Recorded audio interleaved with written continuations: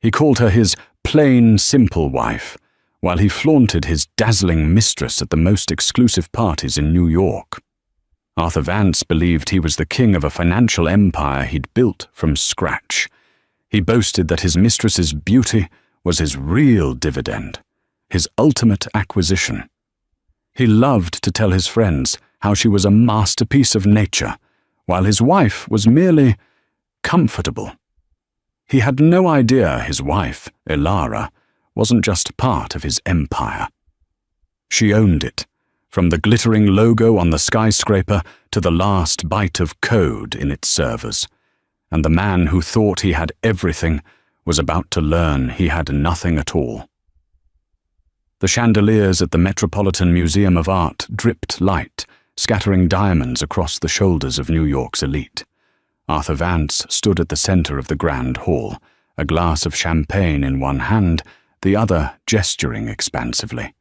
He was a handsome man, with a thick mane of silvering hair and a jawline that photographers loved. He was the public face, the charismatic visionary, the CEO of Vance Holdings, an empire that seemed to touch everything from next-gen technology to high-stakes real estate. "The key to the new quarter is aggressive expansion," Arthur boomed, his voice resonating with a self-assuredness that colleagues mistook for genius. "We're not just building buildings, we're sculpting the skyline. We're not just writing code, we're architecting the future." A few feet away, blending into the priceless tapestries, stood his wife, Elara Vance. She was, in a word, understated. While other women wore cascades of jewels and gowns in defiant, vibrant colors, Elara wore a simple, perfectly tailored navy silk dress. Her dark hair was pulled back in a neat chignon, and her only jewelry was her plain wedding band and a pair of simple diamond studs. She held a glass of water, her gaze analytical. She wasn't just observing the party, she was processing it. She watched Arthur charm a gullible young tech reporter, feeding him pre-approved sound bites. She saw him clap the shoulder of a rival CEO, a gesture that was half friendly, half territorial. To most, Elara was Arthur's quiet wife, a shy, bookish woman who supported her brilliant husband from the shadows. They assumed she was lucky, a simple woman who had married a financial titan. A true titan, Silas Croft, a man whose old money wealth dwarfed even Arthur's perceived fortune, bypassed the crowd and made his way directly to Elara. He ignored Arthur completely. "Elara," Silas said, his voice a low rumble. "Your play on the lithium futures last week was inspired. You cornered the market before anyone even knew there was a corner." Elara offered a small, polite smile. "Silas, I'm glad it worked out. The projections on EV battery demands were too conservative, in my opinion." "In your opinion," Silas chuckled, "is usually where the smart money is. How you manage to do what you do while managing all of this." He gestured vaguely toward Arthur, who was now laughing too loudly at his own joke. "Arthur enjoys the public-facing side of the business," Elara said diplomatically. "It's a necessary part of the brand." "Excuse me, Silas." She moved away, her eyes scanning the room. She wasn't just Arthur's wife. She was the architect. She wasn't just a support. She was the foundation. Vance Holdings was a name she had created, a public-facing entity designed to operate the vast, complex web of private assets and technological patents held by her actual company, a quiet, unlisted entity named EH Capital. Arthur was not her partner. He was her first and most elaborate employee. He was the CEO, yes, but she was the chairman, the board, and the sole stockholder.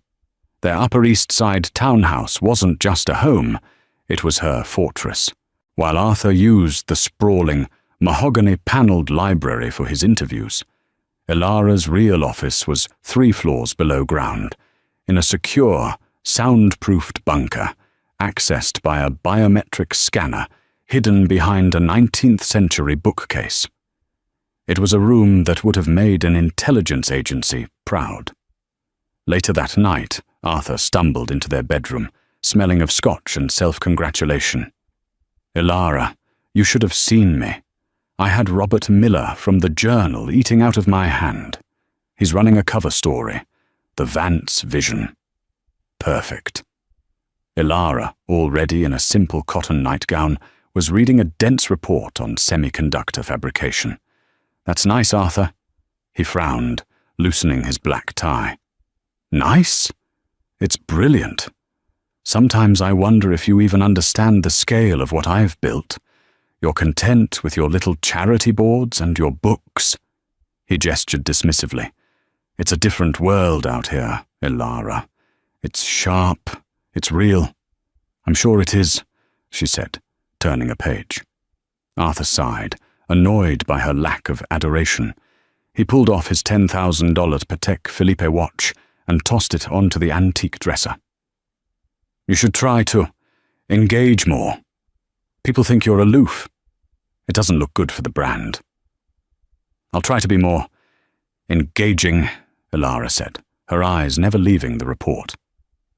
As Arthur went into the marble bathroom, his phone, left on the dresser, lit up. Ilara's eyes, sharp and quick, flicked to the screen. It wasn't a text. It was a notification from a private, encrypted messaging app she didn't recognize. The preview was short, but a single name was visible. "Chloe. You were magnificent tonight, my lion. I watched the live stream. Can't wait to have you all to myself tomorrow. See." Ilara's expression did not change. She didn't gasp. She didn't feel a pang of jealousy. Instead, a cold, clear calculation began to form in her mind. A lion. How predictable. Arthur was not a lion. He was a peacock, and peacocks, when they displayed their feathers too brazenly, were incredibly vulnerable. She turned the page of her report. The calculation was simple. A personal indiscretion was one thing. But if this Chloe became a liability, if Arthur's arrogance and sloppy sentimentality threatened the stability of the empire she had built, it would be a breach of contract, and Ilara Hawthorne Vance always enforced her contracts. The Core Club in Midtown Manhattan was a sanctuary for men like Arthur Vance. It was a place where billion-dollar deals were whispered over $500 glasses of Macallan 25, and the leather on the chairs was older and better treated than most of its members' marriages. It was here, 2 weeks after the gala, that Arthur's bragging began in earnest. He was holding court in a private booth with 3 other executives, men who ran divisions of other, lesser companies. They were the kind of men who fed Arthur's ego, and in return, he gave them the illusion of access to his power. "I'm telling you, Mark," Arthur said, swirling the amber liquid in his glass. "The market is all about energy. You have to project success to be successful. It's about vitality. Your vitality seems particularly high, Arthur," chuckled one of the men, David Chen. "Saw you at the opera fundraiser." Ilara looked. Well, she looked like Ilara, always so classic. Arthur leaned in, his voice dropping to a conspiratorial purr. Classic is one word for it. Dated is another. Ilara is a wonderful woman, you understand. A rock. Stable. But a man at my level. He needs more than stability. He needs fire. He needs inspiration. He pulled out his phone. This was the moment he'd been waiting for. He tapped the screen and slid it onto the table. The men leaned in. The photo was of a young woman, perhaps 25. She was, by any conventional standard, breathtaking. She was posed on the deck of a yacht, laughing into the wind, her blonde hair a chaotic, sun-bleached halo. Her body was all long limbs and impossible curves, barely contained by a microscopic red bikini. "Gentlemen," Arthur said, his voice thick with pride. "Meet Chloe Preston." "My God, Arthur," Mark breathed, his eyes wide. "She's a work of art." "She is art," Arthur agreed, retrieving his phone and gazing at the image like a collector admiring a Picasso. "That, my friends, is my new project. She's an actress, a model. She has a spirit that's electric. When I'm with her, I feel like I'm 25 again. The ideas just flow. This new aggressive push into AI, that was all fueled by her." "But Ilara?" David asked, glancing around nervously. "Ilara is the foundation," Arthur said dismissively, waving his hand. "She's the concrete. You need concrete. But you don't look at the concrete, do you? You look at the steel and glass. You look at the design. Chloe, she's the design. She's a masterpiece." He leaned back, satisfied. "Honestly, a beautiful woman like that. She's the ultimate dividend. Better than any stock. She proves you're at the top of your game." What Arthur didn't know, what he couldn't know, was that in the booth, directly behind him, shielded by a high-backed leather partition, sat Martin Shaw. Martin was the opposite of Arthur. He was a quiet man in a nondescript grey suit, with a brilliant legal mind and an unshakable loyalty that was absolute. He was the chief counsel for Ieta Capital and Ilara's right hand. He had been with her since she wrote the first lines of the predictive algorithm that had made her first billion, long before Arthur Vance was hired to be the face of the operation. Martin hadn't been eavesdropping. He was meeting a regulator for a quiet dinner. But he had recognized Arthur's booming, self-important voice instantly. He had sat in silence, his $30 steak tasting like ash, and listened to the entire pathetic boast. He heard his boss, the most formidable intellect he had ever known, referred to as concrete. He didn't need to make a recording. His memory was eidetic. As Arthur and his friends ordered another round, laughing about Chloe's fire, Martin quietly paid his bill and left. He walked the 10 blocks to the Upper East Side townhouse. He didn't use the main entrance. He used a discreet side door, taking a private elevator directly down to the secure sub-level. Ilara was where he expected her to be, standing before a wall of monitors displaying real-time global market data. The room, her real office, was known only as the core. It was silent, climate-controlled, and shielded from any form of electronic surveillance. "He's becoming a problem," Martin said, without preamble. Ilara turned. Her face was calm, illuminated by the blue and green glow of the data streams. "Define problem, Martin." "He's not just indiscreet. He's actively compromising security. He's at the core club, showing photographs of his mistress to competitors." "Competitors?" Ilara asked, her voice sharp. "Mark Fredericks from Quantum Leap and David Chen from Apex. He's bragging. He called her his dividend. He called you concrete." Ilara absorbed this. There was no flicker of hurt, only a faint, dangerous narrowing of her eyes. Concrete. An interesting choice of words. Concrete is what stops a speeding bullet. It's what a building's entire weight rests upon. It is, by its nature, unglamorous and absolutely essential. "He's using the company jet," Martin continued. "He flew her to St. Bart's last weekend. I have the flight logs. He's listing her as a logistics consultant on the expense reports. That's not just indiscretion, Ilara. That's fraud." Ilara turned back to the screen. She watched the flow of capital across the globe. She was moving hundreds of millions of dollars with a few keystrokes, all while the man who bore her name was upstairs, sleeping soundly, dreaming of his masterpiece. "He is confusing the perks of his employment with power," Ilara said, her voice dropping to a near whisper. "He's forgotten he's an employee. He's starting to believe the brand." "What are your orders?" Martin asked. For now, nothing. We observe. We gather data. He's breached the morality clause of his contract, but that's a simple firing. What he's doing with the jet, that's a criminal breach. He's handing us the tools to dismantle him. Let him continue. I want to see exactly how deep his arrogance goes. She typed a few commands into her terminal. I'm freezing his access to the non-designated liquidity funds. He'll still have his salary and operating budget, but any special project capital will now require my personal, explicit sign-off. Let's see what our lion does when his spending allowance gets tightened. He'll be furious, Martin noted. Yes, Ilara said, a very faint, cold smile touching her lips. And a furious, arrogant man makes even more mistakes. Let him brag. Let him show her off. He's building his own cage, one boast at a time. The first crack appeared not as a tremor, but as a declined transaction. Arthur was at Le Bernardin, one of New York's most exclusive restaurants, for lunch with Chloe. This was a bold, foolish move. It was one thing to meet at a private club.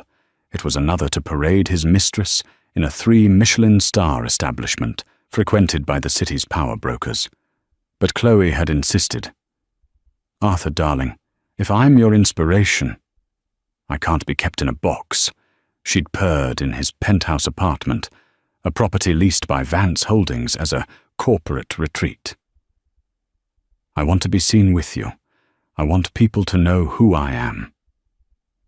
Arthur, blinded by her beauty and his own ego, had agreed. He'd booked the best table under his own name. The lunch was a performance. Chloe, in a searingly red dress that left little to the imagination, laughed too loudly, touched his arm too often, and talked endlessly about the movie roles she deserved.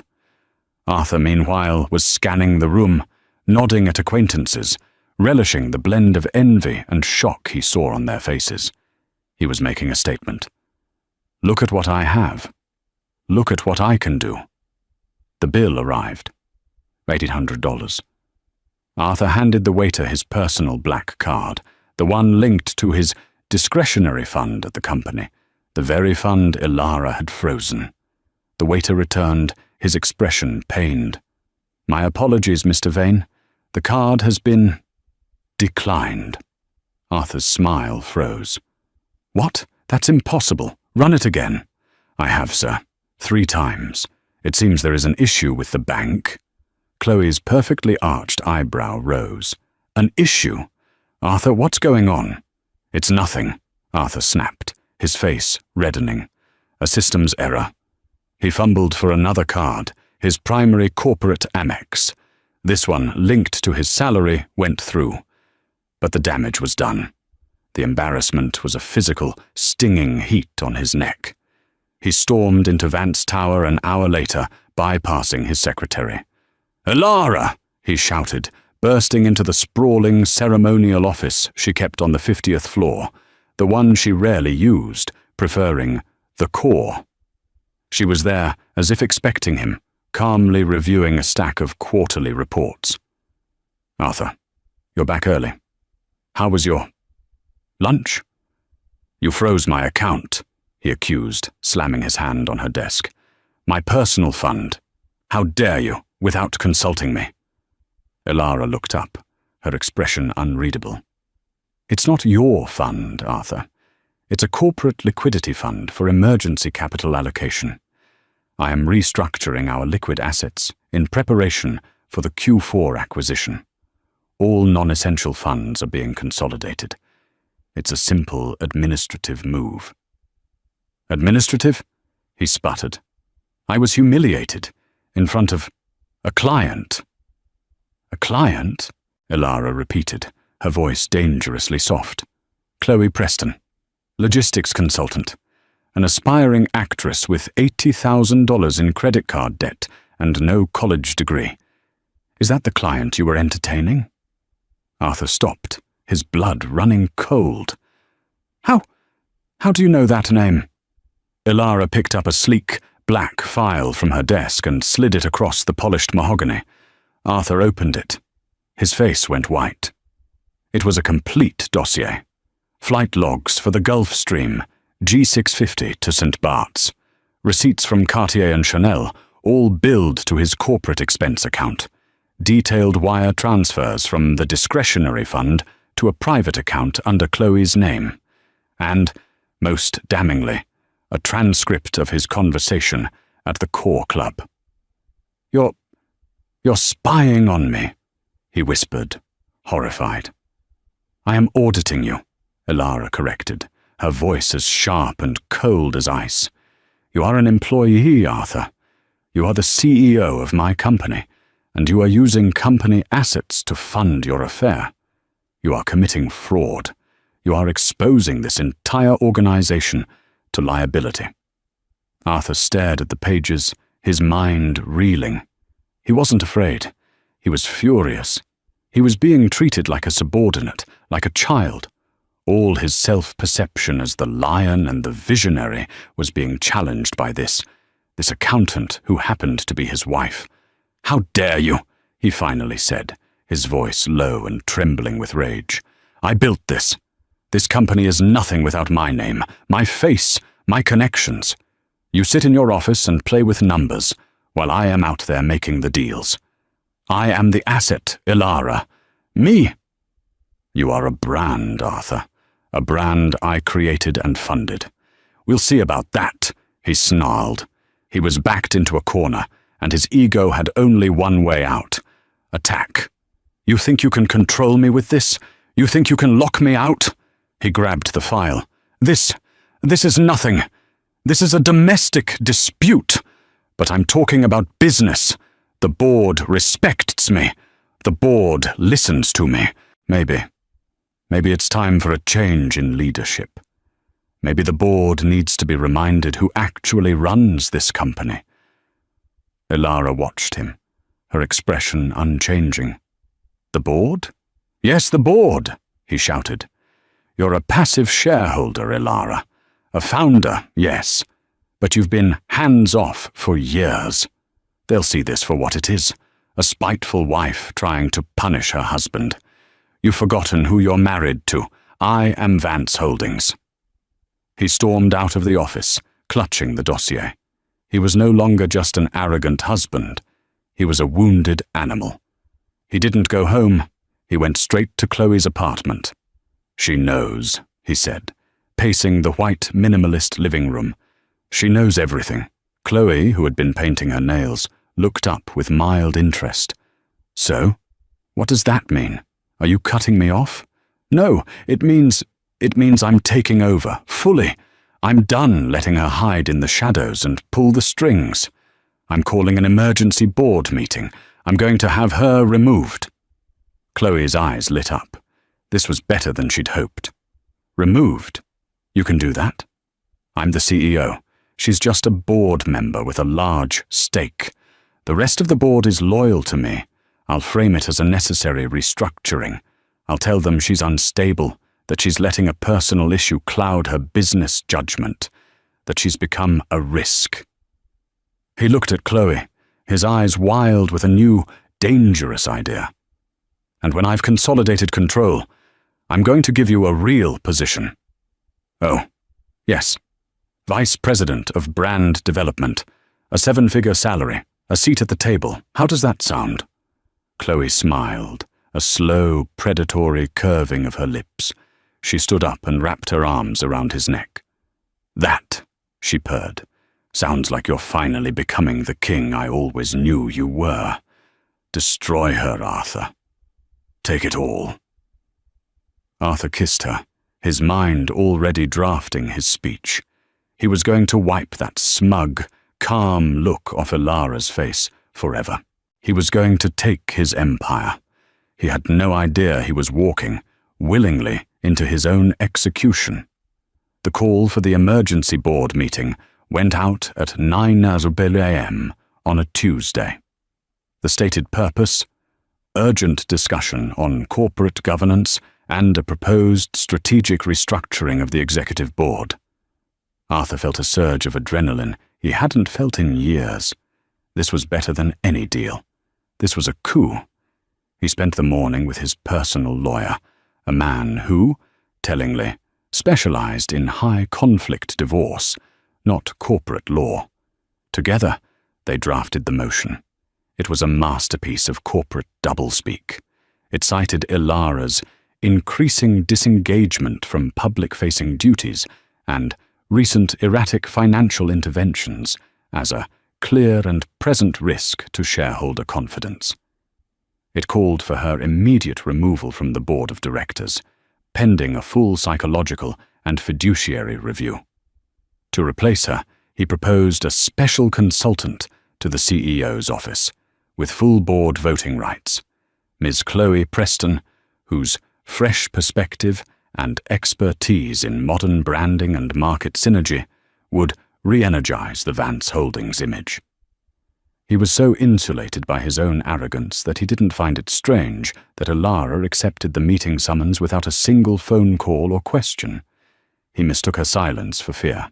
At 3:00 p.m., the board members assembled in the main conference room on the 60th floor. It was a room designed to intimidate, with a 40-foot black marble table and a panoramic view of Central Park.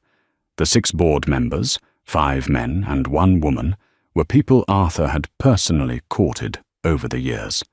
They were executives from other industries, academics, and retired politicians. They owed their generous board stipends and stock options, in their minds, to Arthur. Arthur took his place at the head of the table. Ilara sat at the opposite end, flanked by her chief counsel, Martin Shaw, who was quietly setting up a laptop. Arthur noted this with a smirk. She brought her lawyer. How weak, how typical. "Thank you all for coming on such short notice," Arthur began, his voice exuding calm, concerned authority. "I have called this meeting because we are facing an internal crisis, a crisis of leadership that threatens the very stability of the company I have built." He paced, his image reflected in the glass. "For years, my wife, Ilara, has been a valued member of this board. Her legacy as a founder is secure. However, in recent months, her behavior has become erratic. She has begun to interfere in day-to-day operations, freezing critical capital funds without consultation, and acting not as a partner, but as a disruptor." The board members shifted uneasily. They looked from Arthur to Ilara. Ilara simply watched Arthur, her hands folded neatly on the table. "I have discovered," Arthur continued, "that this behavior is rooted not in business strategy, but in a personal, domestic matter." He tossed the dossier Ilara had given him onto the table. "She has been conducting surveillance on me. She has assembled this pathetic file in a misguided attempt to, what? Control me?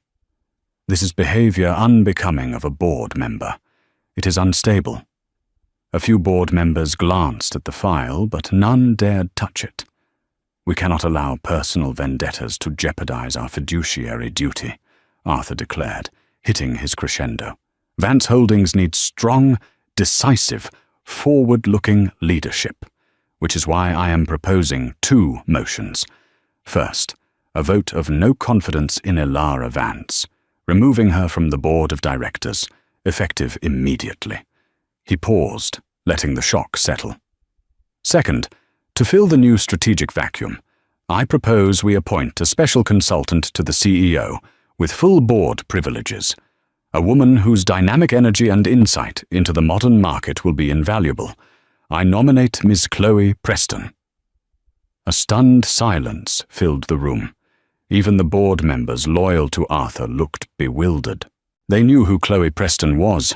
Her picture was all over the gossip pages, linked with Arthur. This wasn't a business move. It was a brazen, reckless power play. "Arthur, this is highly irregular," said one member, General Peterson, a retired military man. "To remove a founder based on instability," Arthur cut him off. "We need new blood. We need to look forward. I am staking my leadership on this. It is either her or me. Do you stand with the woman who is trying to burn the company down over a personal spat, or with the man who guides it to new heights every single quarter? I call for a vote. He had them. He knew he did. They were weak. They would follow the strength, and he was the only one showing it. A vote will be necessary, a quiet voice said.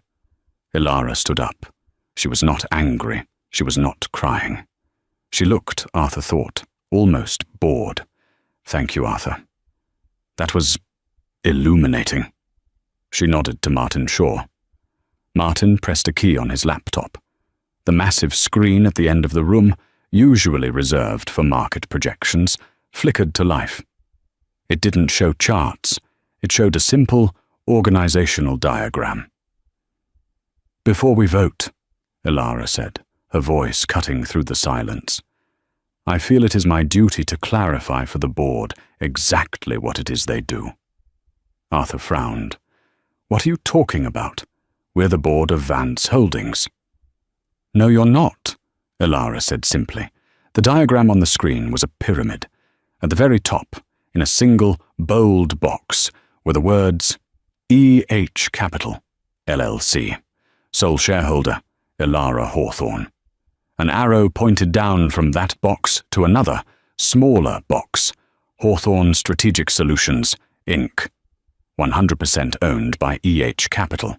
From that box, a dozen arrows splintered out to various other entities, trusts, patent holding companies, real estate shell corporations. And at the very bottom, the smallest box of all, was Vance Holdings, LLC. Vance Holdings, Ilara explained, as if to a classroom of slow children, is an operating subsidiary. It is a service company. It is the public-facing brand I created 15 years ago because I had no interest in being on the cover of magazines. This entity, Vance Holdings, LLC, does not own our technology. It does not own our patents. It does not own our real estate portfolio, our server farms, or our $80 billion in liquid assets. It doesn't even own this building. It leases this floor. The board members stared, their faces draining of color. Ilara continued. Hawthorne Strategic Solutions owns all of it, and E.H. Capital owns Hawthorne Strategic Solutions. And I own E.H. Capital, 100%. I am the shareholder. I am the entire voting bloc. She looked at the bewildered faces of the board. You, she said, gesturing to them, are not the board of directors for an empire. You are the advisory board for a single LLC.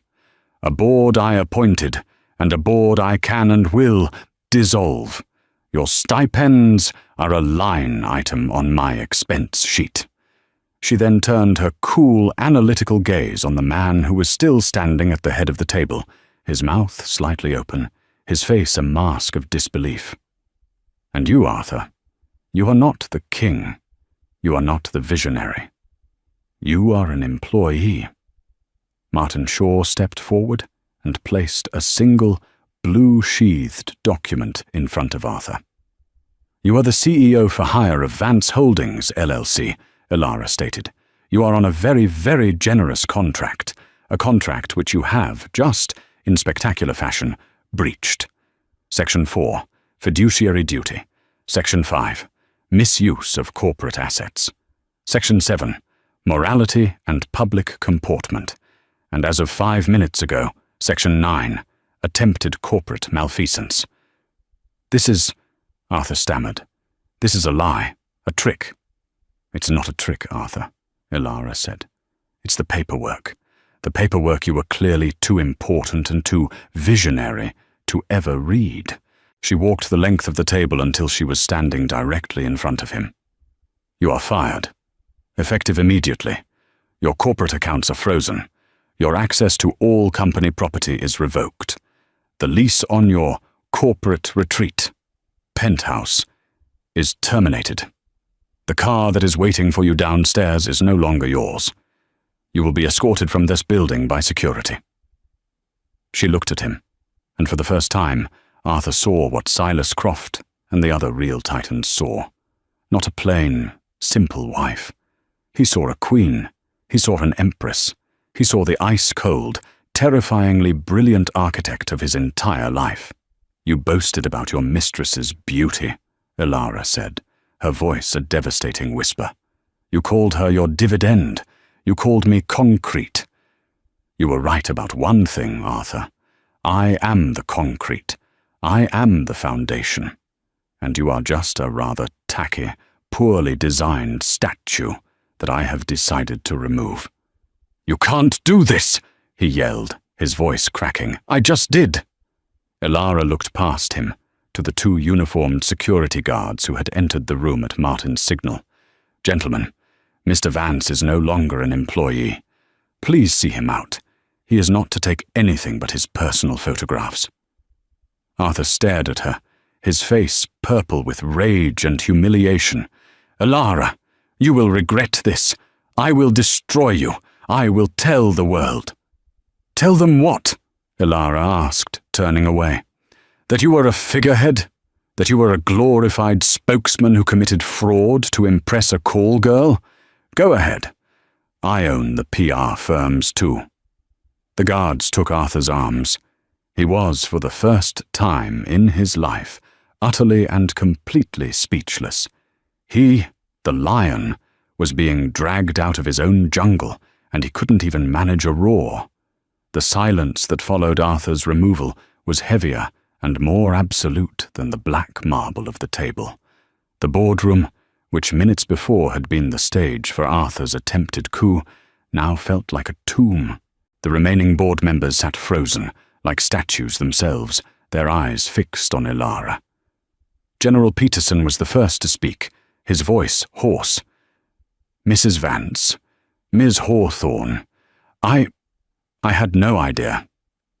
Elara, who had returned to her seat at the end of the table, looked at him. Her gaze was not triumphant. It was assessing. "That," she said, "is precisely the problem. You were paid six-figure stipends to advise the CEO of a major corporation, and in 15 years, not one of you ever performed basic due diligence on the corporate structure you were supposedly governing. You never asked who owned the patents. You never questioned why all capital expenditures flowed from a parent entity and not to one. You just cashed your checks and accepted Arthur's invitations to his golf tournaments." She let the indictment hang in the air. "You weren't a board. You were an audience. And Arthur loved an audience." "Elara, please," said Sarah Jenkins, the academic on the board. "We were loyal to the brand. We were loyal to you and Arthur." "You were loyal to Arthur's charisma," Elara corrected, "and the perks that came with it. That loyalty was just tested. And every single one of you sat there, in silence, while he attempted to oust the founder of the company based on a personal spat and install his mistress. The only reason you are not all unemployed, along with him, is that your cowardice was ultimately irrelevant." She closed the file in front of her. "This advisory board is dissolved, effective immediately. Your services are no longer required. Mr. Shaw has your severance agreements, which are, frankly, far more generous than you deserve. They are, of course, contingent on the signing of a comprehensive, lifetime, non-disclosure agreement. You will never speak of Vance Holdings, Edor H. Capital, or anything you witnessed here today. Am I understood?" They nodded, pale and shaken. One by one, they signed the papers Martin provided, collected their belongings, and filed out of the room, avoiding her eyes.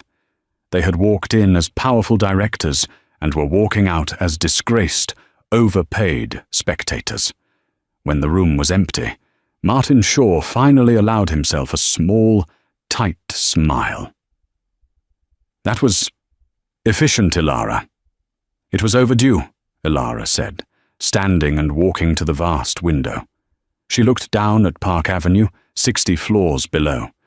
He forced my hand. I would have let him continue as the face of the company indefinitely, had he simply been a competent, discreet employee.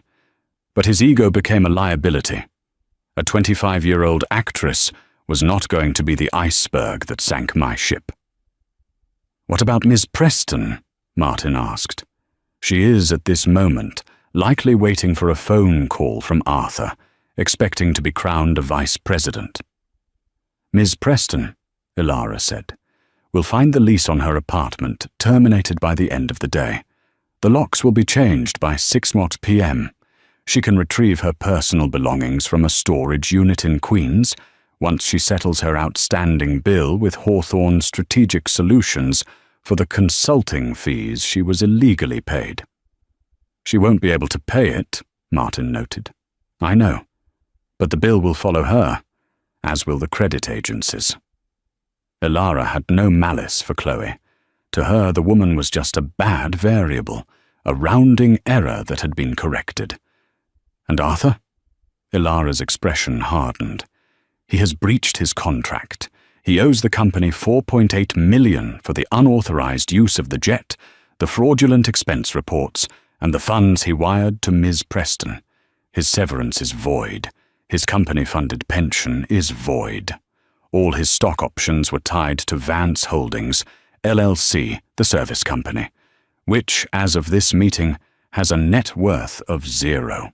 It will be declared bankrupt by tomorrow, and its assets, the desks, the computers, the brand name Vance, will be absorbed by Hawthorne Solutions for pennies on the dollar." She turned from the window. "He's not just fired, Martin. He's ruined. He has his name, the clothes on his back, and a personal bank account with whatever was left of his last salary payment. He thought I was the concrete. He's about to find out what it's like to hit it at terminal velocity." Her phone buzzed. It was the head of her personal security. "Ms. Hawthorne, Mr. Vance is out of the building. He attempted to use his corporate car. When the driver refused him entry, he became agitated. He's on the sidewalk now, attempting to hail a cab." "Thank you, Robert. Let him go. He is no longer our concern." She hung up. The first phase was over. The tumor had been excised. Now it was time for the company to heal and to reintroduce itself to the world. "Martin," she said, "call the Wall Street Journal, schedule an interview for tomorrow morning, and get the PR team in here. We're changing the name of the building. Vance Tower is far too gaudy. From now on, it's the Hawthorne Building." She picked up her briefcase, a simple, worn leather satchel that held more power than Arthur's entire flashy existence. "And Martin, order a new nameplate for the CEO's office. Mine." Arthur Vance stood on the curb of Park Avenue, the wind whipping his expensive unbuttoned suit jacket. The uniformed doorman of his building, a man he'd tipped $500 every Christmas, was studiously avoiding his gaze. The long, black Rolls-Royce that had been his car was pulling away from the curb, empty. "You can't do this!" he shouted at the driver. But his voice was lost in the din of traffic. He was trembling, a mixture of pure, unadulterated rage and a new, unfamiliar sensation. Raw panic. His phone. He had to call his lawyer. He pulled his phone from his pocket. The screen was black. "Dead," he muttered. He held the power button. Nothing. He didn't know that Martin Shaw had triggered a remote poison pill protocol. The second his termination was official, his phone, his laptop, and his tablet were all remotely wiped and bricked. All his contacts, all his power had vanished. He fumbled in his pocket for his wallet. He had his personal credit cards, but the humiliation at Le Bernardin flashed in his mind. He was afraid to use them. He had a few $100s in cash. He felt a wave of nausea. He, Arthur Vance, was counting cash on a sidewalk. He flagged down a yellow cab, the first he'd taken in 2 decades. "Where to, buddy?" the driver grunted. Arthur gave the address for Chloe's penthouse. Chloe. She would know what to do. She would comfort him. They would fight this together. She was his fire. They would burn Ilara to the ground. He paid the driver, a $28 fare that felt like a physical blow, and ran into the gleaming lobby. "Arthur Vance for Miss Preston," he snapped at the concierge. The concierge, a man who usually fawned over him, didn't smile. He typed something into his computer. "I'm sorry, sir. Ms. Preston's lease was terminated an hour ago. She's not a resident." "What? That's absurd! I pay for that lease. Let me up!" he yelled, pushing for the elevator. "Sir, I can't do that." Just then, the elevator doors opened, and Chloe herself walked out, dragging 2 oversized Louis Vuitton suitcases. She was followed by a porter hauling 3 more. She was wearing sunglasses indoors, her face a mask of cold fury. "Chloe!" Arthur cried, a wave of relief washing over him. "Thank God! Did you hear what that witch did?" Chloe didn't stop. She marched right past him toward the front door where a black Escalade was waiting. "Chloe, where are you going?" Arthur said, grabbing her arm. She ripped her arm away, her sunglasses falling off. Her eyes were not filled with love or concern. They were reptilian. "Get your hands off me, Arthur." "What? What are you talking about? It's me. We have to fight her. She's locked me out. She fired me." "She fired you," Chloe spat, her voice a low, vicious snarl. "Not me. You are fired. You are locked out. I just got a call from her lawyer. My lease is gone. My consulting fee is being clawed back. They're trying to send me a bill for $300,000. We'll fight it. I'll hire the best lawyers." "With what, Arthur?" She laughed, a harsh, ugly sound. "With your good looks. I just checked the news wires. Bloomberg is already running the story. Arthur Vance ousted from Vance Holdings. Hawthorne Strategic Solutions assumes direct control. You're not just fired. You're nothing. You're a joke. But I did this for you," he stammered, his entire world collapsing. "Our future. You're my inspiration. Your beauty." "My beauty," she said, jabbing a finger at his chest, "is an asset, and I don't tie my assets to a sinking ship. You said it yourself. I'm a masterpiece. Masterpieces belong in museums, Arthur, not in the gutter with you." "Chloe, please," he begged, the last of his pride evaporating. "Don't leave me. I have nowhere to go." "That sounds like a you problem," she said, pulling her sunglasses back on. "I'm off to the Hamptons. An old friend of mine, a real billionaire, has a guest house. Unlike you, he actually owns his." She slid into the Escalade. "Goodbye, Arthur. Thanks for the jewelry. I'm keeping it." The door slammed, and the car pulled into traffic, leaving Arthur Vance completely and utterly alone on the sidewalk, with nothing but the clothes on his back and a name that was, as of an hour ago, completely worthless. He tried to call his friends, the men from the Core Club. He had to use a payphone, digging for quarters. Mark Frederick's secretary told him he was in a meeting. David Chen's line went straight to voicemail. None of them would ever take his call again. He was toxic. He was concrete. The sun was setting, casting long, cold shadows over the city. Arthur Vance, the Lion of New York, the man who had bragged about his mistress's beauty, was now just a ghost, haunting the empire he never realized he didn't own. He started walking, with no destination, his $5,000 suit a hollow shell around a broken, terrified man. 3 months later, the cover of Forbes magazine was not graced by a charismatic man in a power suit.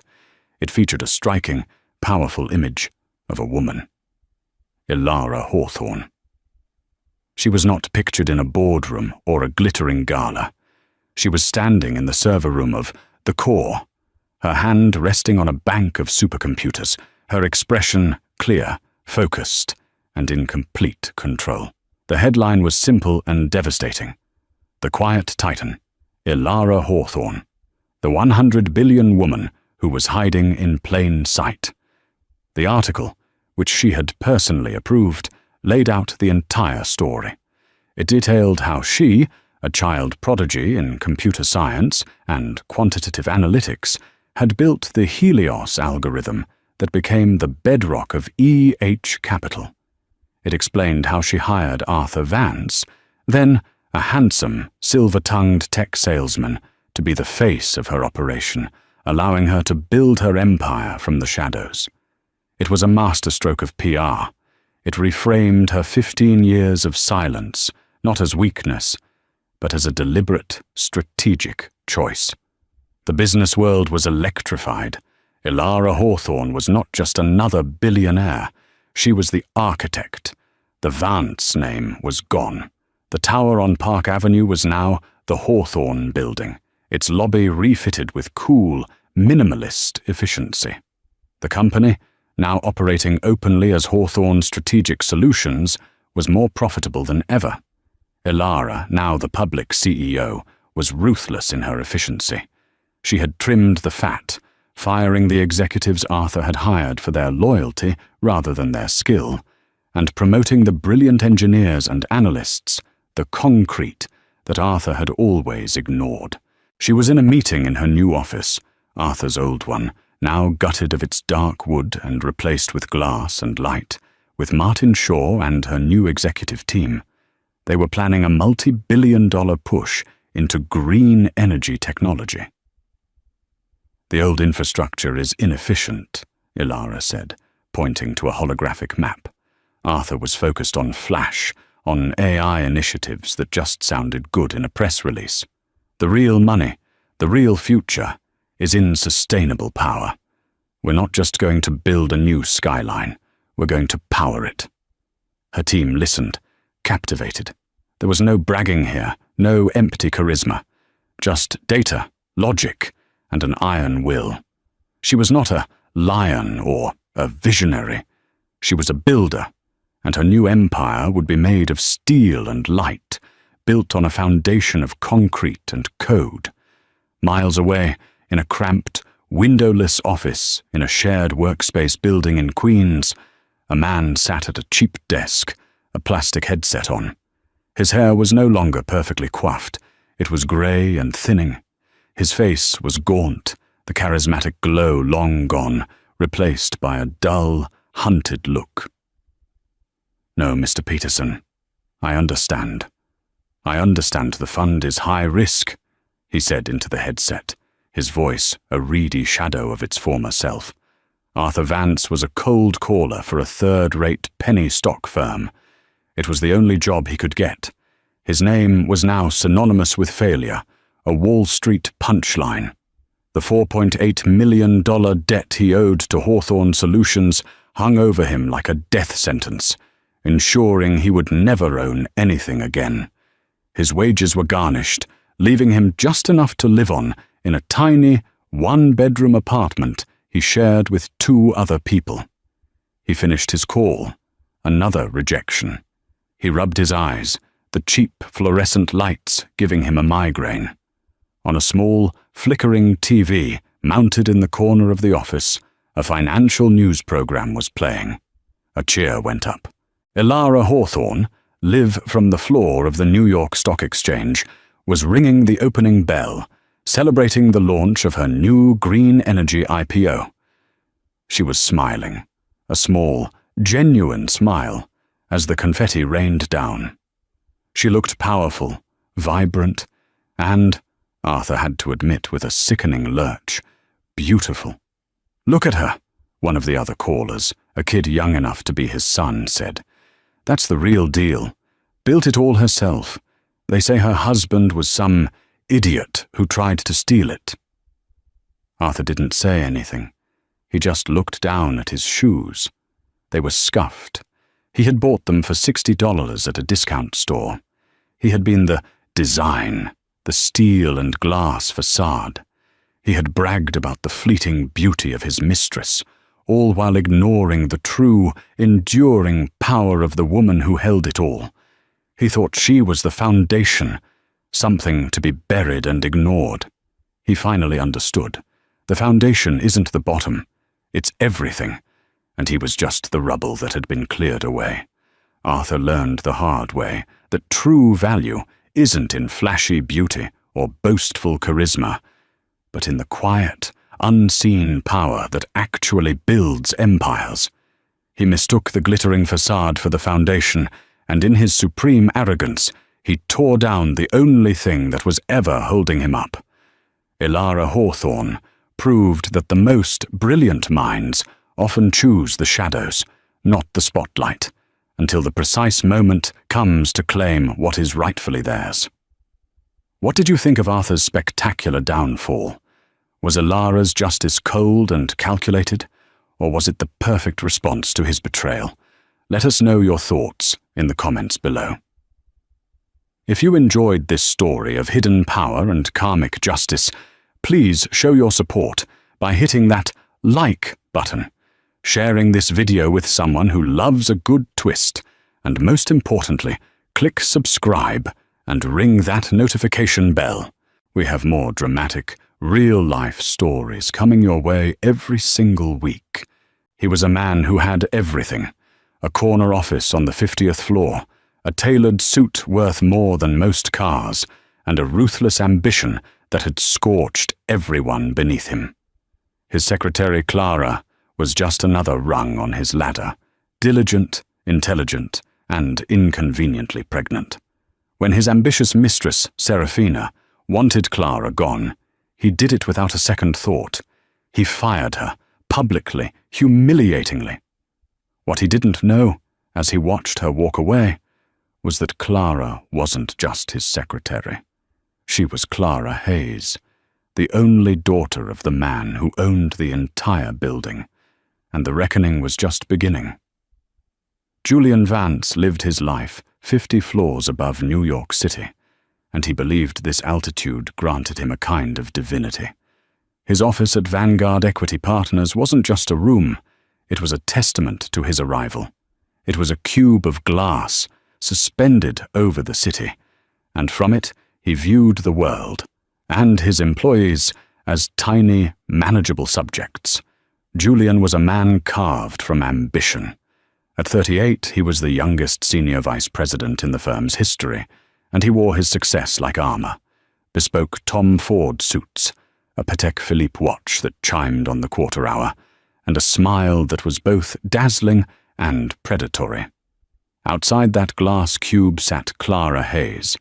Clara was, in every way, the antithesis of Julian's flash. She was quiet, methodical, and possessed an intelligence that was as deep as it was unobtrusive. For 2 years, she had been the perfect secretary. She anticipated his needs, corrected his mistakes before he made them, and managed his chaotic schedule with an unnerving calm. She was, as Julian often bragged to his peers, a mind reader. But 6 months ago, Clara had become an inconvenience. She was pregnant. Her body, once neatly professional, was now undeniably round. Her presence, once efficient, now seemed to Julian to be a constant, ticking reminder of biological messiness. He loathed it. It wasn't just the impending maternity leave, a scheduling black hole, he'd called it. It was the visual of it. It screamed weakness. It screamed domesticity. It screamed everything Julian had sacrificed to get where he was. "Clara!" he barked through the intercom, not looking up from his terminal. "My 10 a.m. client notes. Now." "They're on your desk, Julian," her calm voice replied instantly. "I placed them there an hour ago. Open to page 3, where you'll find the discrepancies in their Q3 report." Julian glanced down. There they were.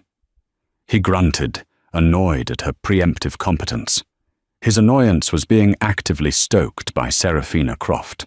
Serafina was the firm's new head of strategic marketing, hired 3 months prior.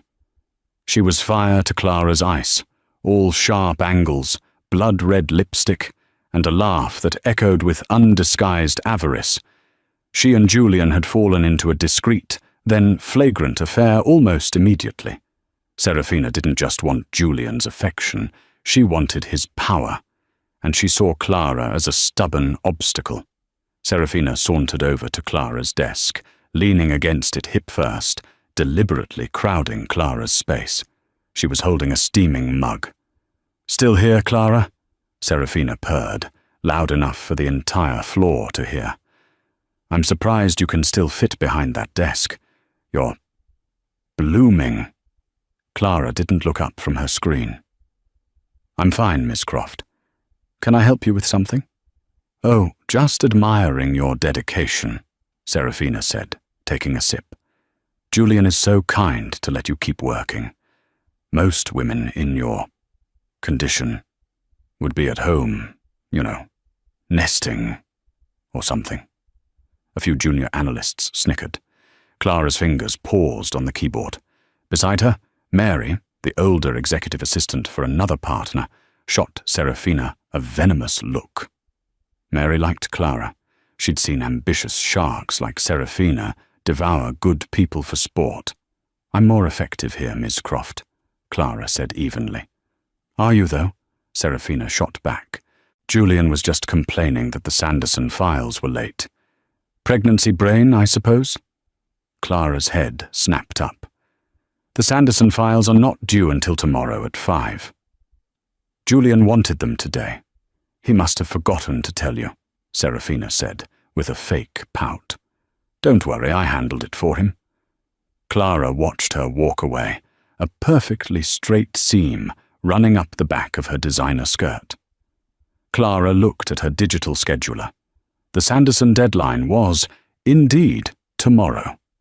Serafina was lying. She was building a narrative. This wasn't the first time. For weeks, Serafina had been helpfully pointing out Clara's lapses. A meeting missed that had been rescheduled by Serafina herself. A coffee order that was wrong, though Julian had changed his preference that morning. Small, insidious cuts designed to bleed Clara's reputation dry. And Julian, blinded by Serafina's ambition and his own, was letting it happen. Later that day, Julian had a crisis. A major client, the pension fund for the state of Ohio, was threatening to pull their $800 million portfolio.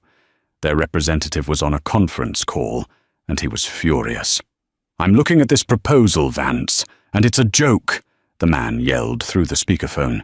"You've miscalculated our exposure by nearly 15%. This is amateur hour." Julian was sweating. He was shuffling papers, his charm failing. "Mr. Henderson, if you'll just let me explain." Clara, listening from her desk, quietly printed a single sheet of paper. She walked into the glass office, ignoring Serafina, who had perched herself on the guest chair, and slid the paper in front of Julian. On it were 3 bullet points. Julian paused. He read them. His posture changed. "Mr. Henderson," Julian said, his voice suddenly smooth as silk. "I haven't miscalculated. You're looking at the projections before we factored in the new federal bond acquisitions. If you'll turn to Appendix D, subsection 4A, which my team prepared this morning, you'll see we've actually shielded your exposure. The 15% discrepancy isn't a loss. It's a hedge that's already paying dividends." There was a silence on the line.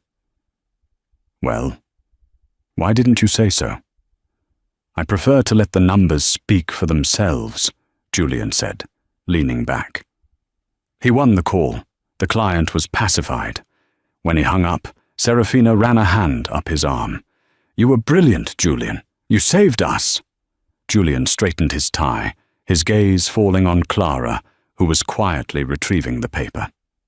"Clara, get the Henderson contingency file updated, and next time, try to keep up."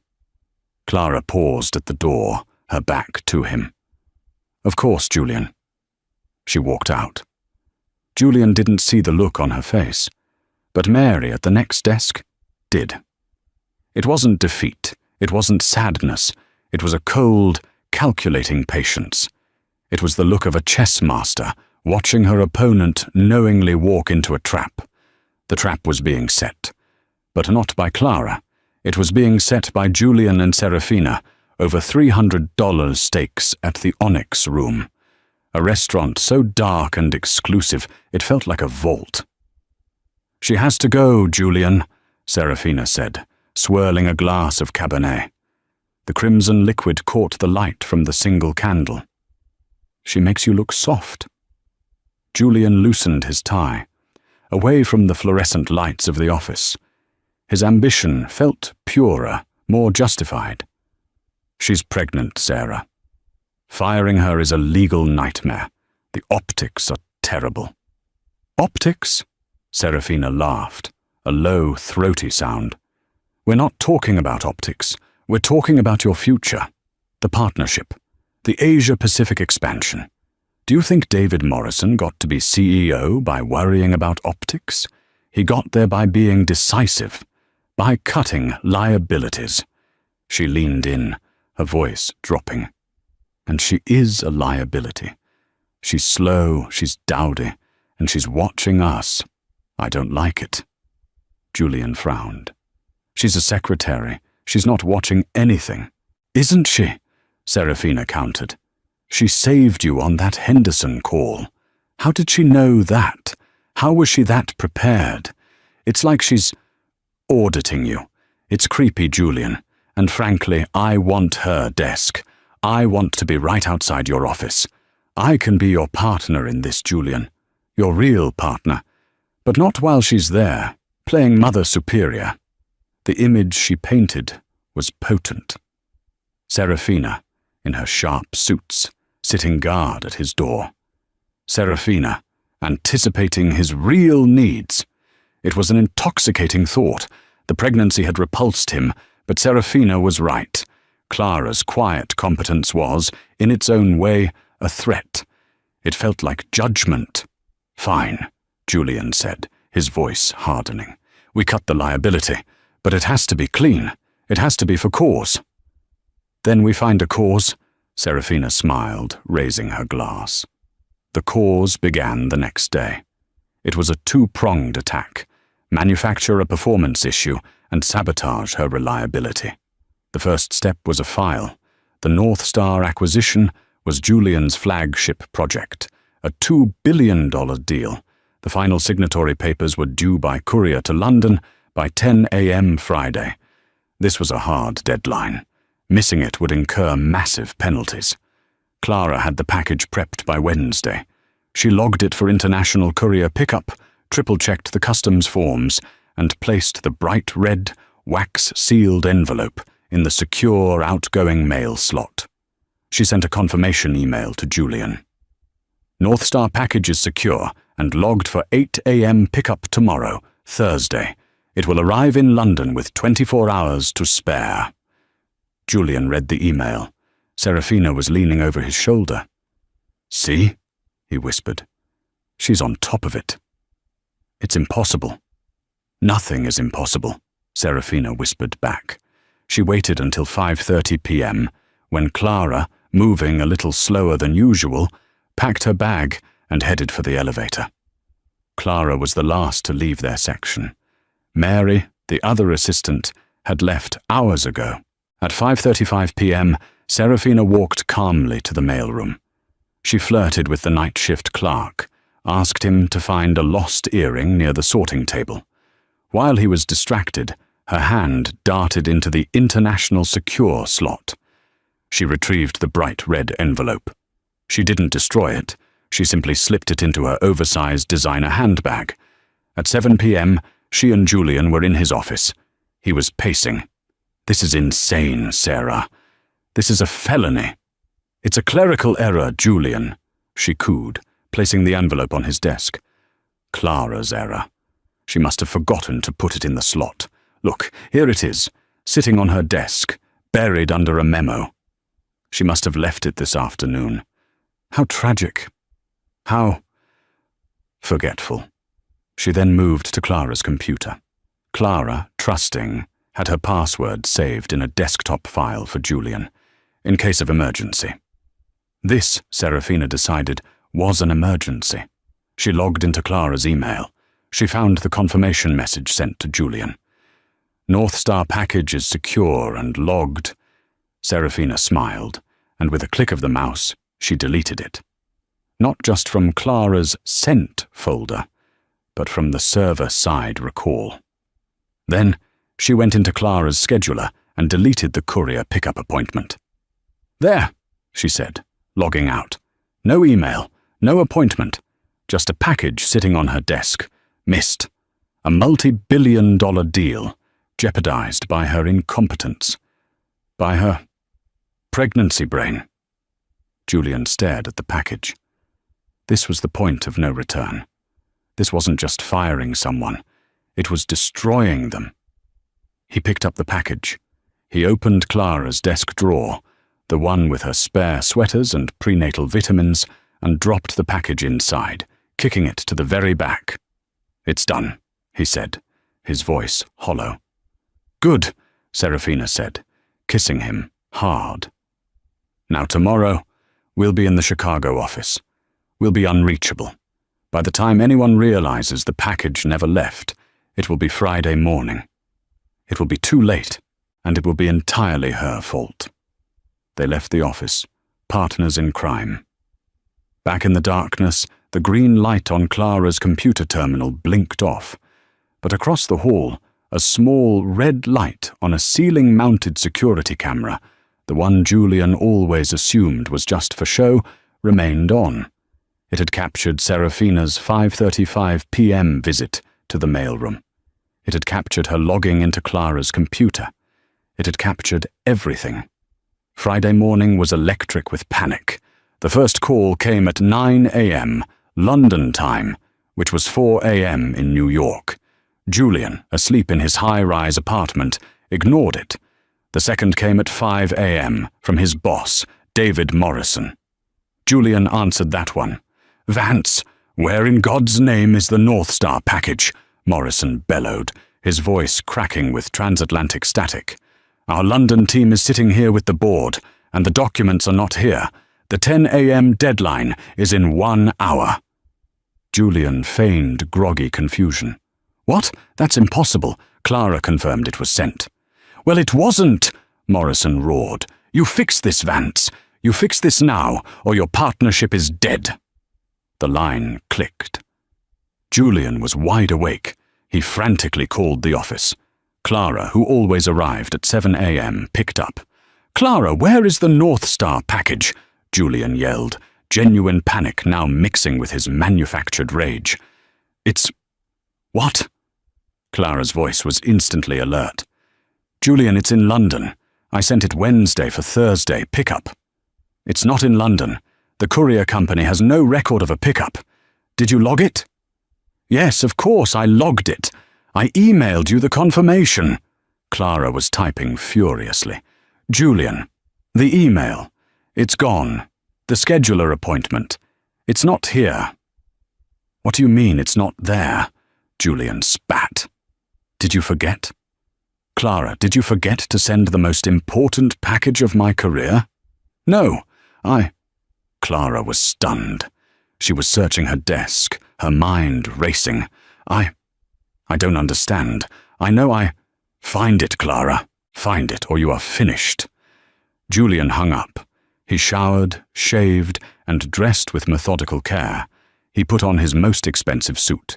Today was a day for an execution. He arrived at the office at 9 a.m. sharp. The floor was a morgue. Everyone knew. The North Star deal was dead. The firm would face millions in penalties, but worse, the reputational damage was catastrophic. Clara was pale, standing by her desk, her hands resting on her stomach. She looked defeated. "My office, Clara." "Now," Julian said, his voice devoid of all warmth. Serafina was already inside, sitting in the guest chair, examining her nails. She looked up as Clara entered, a mask of false sympathy on her face. "Clara, I'm so sorry. This is just a tragedy." "Julian, I don't know what happened," Clara began, her voice shaking but firm. "I took that package to the mailroom myself. I logged it. I emailed you. Someone. Julian cut her off, his voice dangerously low. Or something? Like pregnancy brain, Clara? Is that the something? Clara recoiled as if struck. How dare you? I dare, Julian said, stepping closer. Because I trusted you. I looked like a fool this morning. This firm is now exposed to litigation and ruin, all because my mind-reader secretary was too busy picking out nursery colors to do her one simple job. That is not true, Clara said, her voice rising. I have never missed a deadline. I have never failed you. This is a mistake. This is wrong. It's a failure, Clara.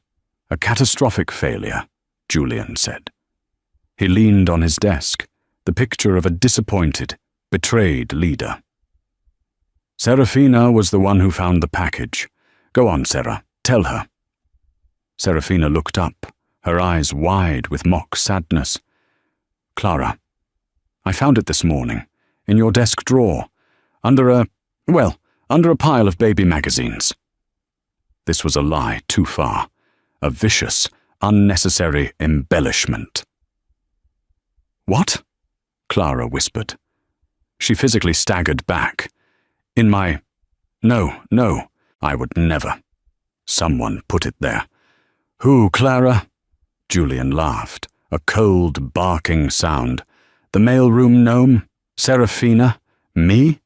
Do you hear how paranoid you sound? You're hormonal, you're forgetful, and you just cost this company its biggest deal of the decade. He circled his desk and stood over her. She had to tilt her head back to look at him. I can't have unreliable people on my team, he said. The partnership is expanding. We're moving into Asia. I need sharks. Clara, not this. He gestured vaguely at her stomach. Clara's eyes, which had been wide with shock, suddenly narrowed. The fear vanished, replaced by that same cold, calculating calm Mary had seen before. Julian, she said, her voice quiet. You are making a terrible mistake. No, he said. My mistake was not doing this months ago. You're fired, Clara, effective immediately. Julian, you can't, Serafina said, playing her part. I can and I am, Julian snapped. Performance. Gross negligence. I have more than cause. Security is on their way up. The entire office was watching through the glass walls. They could hear the raised voices. Mary had her hand over her mouth. You're firing me, Clara stated, not a question. Because of a package you know I sent. You're firing me, 6 months pregnant, to give my desk to your mistress. The air left the room. Julian's face went from angry to purple. Serafina shot to her feet. How dare you? Serafina shrieked. Shut up, Serafina, Clara said, her voice cutting through the air like a razor. She never broke eye contact with Julian. You will regret this, Julian Vance. You will regret this more than any other decision in your short, pathetic life. Get her out, Julian choked out, pressing the security button on his phone. 2 uniformed guards arrived. Mr. Vance? Ms. Hayes is no longer an employee. Please escort her from the building. The guards looked uncomfortable. Escorting a visibly pregnant woman out was a new low. Ma'am, if you'll come with us. Clara didn't look at them. She looked only at Julian. She let the silence stretch, imprinting his furious, triumphant face into her memory. Then she turned, with all the dignity she could muster, and walked out of the glass office. The guards followed. Someone had already brought a cardboard box to her desk. She didn't have much. A framed photo, a coffee mug, a small plant. Mary rushed over, tears in her eyes. Clara, I'm so sorry. I know you didn't. It's all right, Mary, Clara said, her voice soft now. It's not your fault. She placed her few items in the box. As she did, her sleeve rode up, revealing a simple, elegant watch. It wasn't a Rolex or a Patek. It was a vintage Cartier, understated, but worth more than Julian's entire collection. No one noticed. She picked up the box. The entire floor was silent, watching her walk of shame to the elevators. Serafina was standing in the doorway of Julian's office, a triumphant smirk on her face. Clara passed her and paused. "You know," Clara whispered, just for Serafina. "The camera in the 50th floor hallway. It has a surprisingly clear view of the mailroom. You should really fix your hair before you commit a felony next time." Serafina's face turned to chalk. Clara smiled just once and walked to the elevator. The doors opened. She stepped inside, box in hand, and as the door slid shut, she allowed herself one single shaky breath. Then she pulled out her phone. She didn't call a lawyer. She didn't call her husband. She hit a number on her speed dial. "Dad," she said, as the elevator began its descent. "It's done. He did it. He fired me." A deep, kind voice rumbled on the other end. "Are you all right, sweetheart?" "I'm fine, Dad. But Vanguard Equity is not. The rot is worse than we thought." "I'll be there in an hour," the voice said. "It's time I came out of retirement." Clara didn't live in a cramped one-bedroom apartment. She lived in a sprawling, 5-story brownstone on the Upper East Side, a fortress of old money and quiet elegance. The doorman, a kind man named Patrick, who had known her since she was a girl, rushed to take her box. "Miss Hayes," he said, his face creased with worry. "You're home early. Is everything all right?" "Everything is precisely as it should be, Patrick," Clara said, managing a smile. "Is my father here?" "Mr. Hayes is in the library, Mum. He's been waiting for you." She walked past the soaring ceilings and the original Rothko paintings in the foyer, her heels clicking on the marble. She entered the library, a room panelled in dark mahogany and smelling of old books and leather. Harrison Hayes stood by the window, looking out over the private garden. He was a man in his late 60s, but he radiated an energy that shamed men half his age. He wasn't tall, but he was broad, with a full head of white hair and eyes so blue they seemed to bore through steel. This was the man who had built Vanguard Equity Partners from nothing, a legendary, almost mythical figure on Wall Street. The press called him the Architect.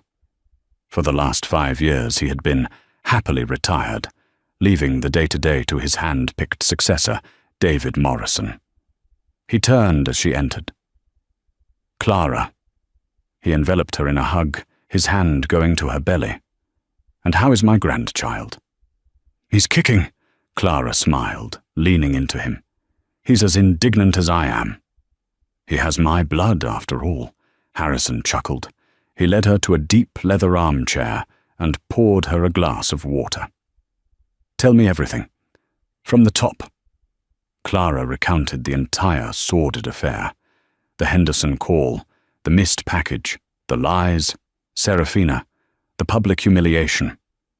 Harrison listened, his face impassive. He was a man who listened for a living, and his stillness was more terrifying than any rage. "He used the phrase, 'pregnancy brain'?" Harrison asked, his voice soft. "He did, and then he gestured to my stomach and said, 'I need sharks, not this.'"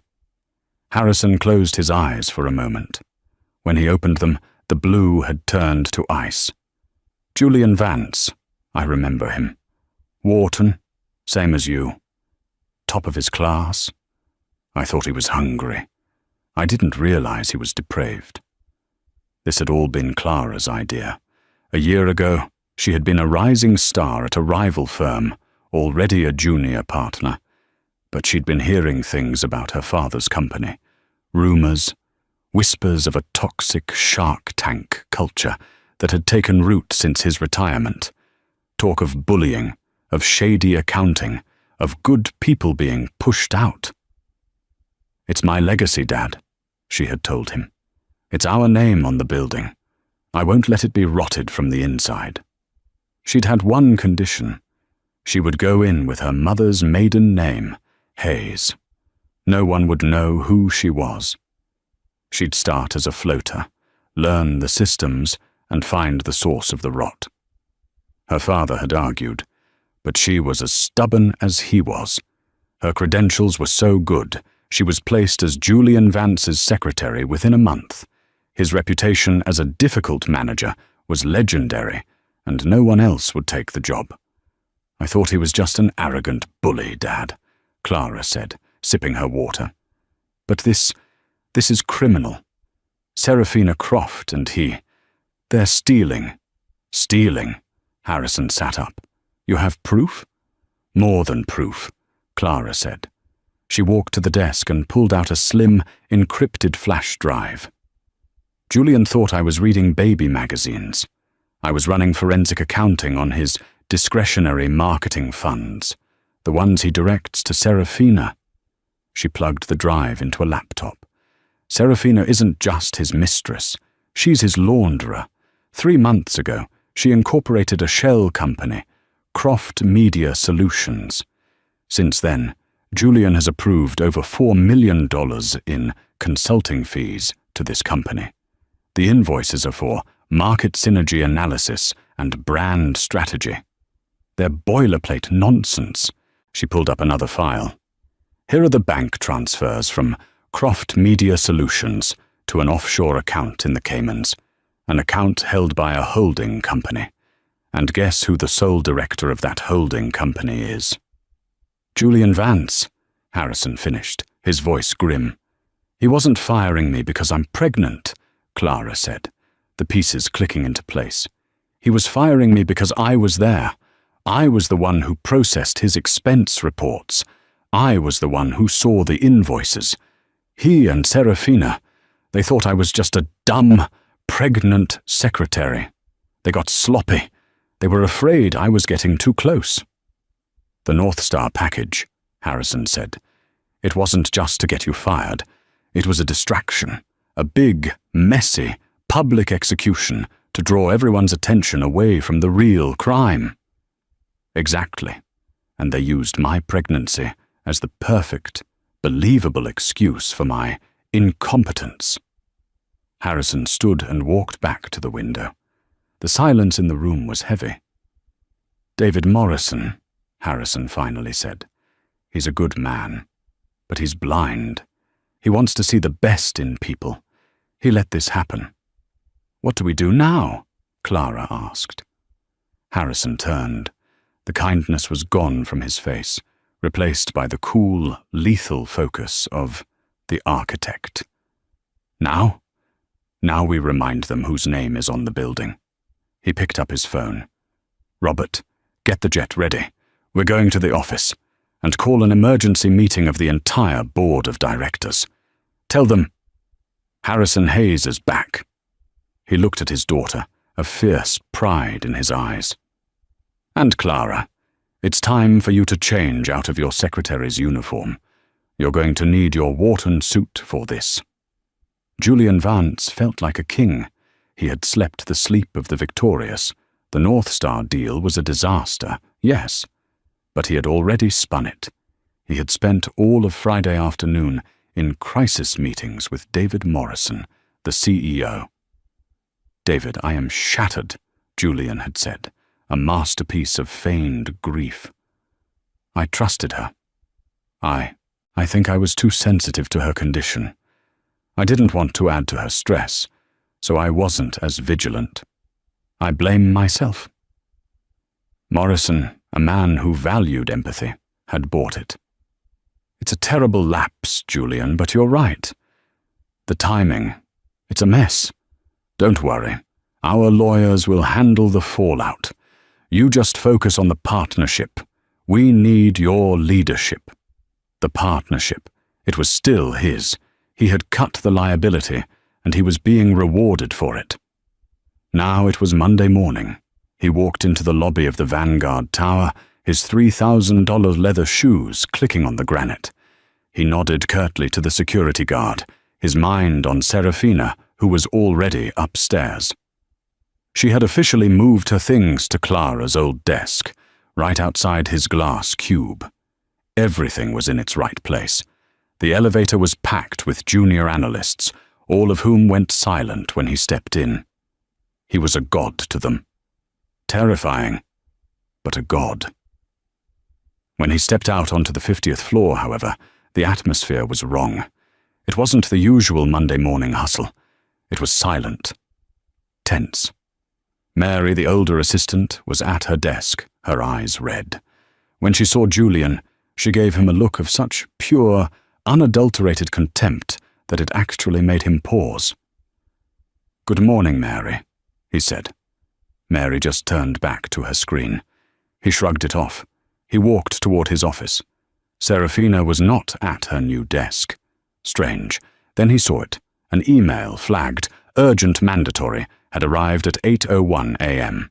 Subject: Emergency Board and Senior Partner Meeting, 9 a.m. Location: the Founders Boardroom, 52nd floor. Attendance: mandatory, no exceptions. Julian's heart gave a little thrill. This was it. The North Star fallout was over, and this was his promotion. They were gathering the partners to announce him. They were probably fast-tracking it to show the firm was stable, moving forward. He checked his reflection in the glass, straightened his Brioni tie. He was ready. He took the private executive elevator to the 52nd floor.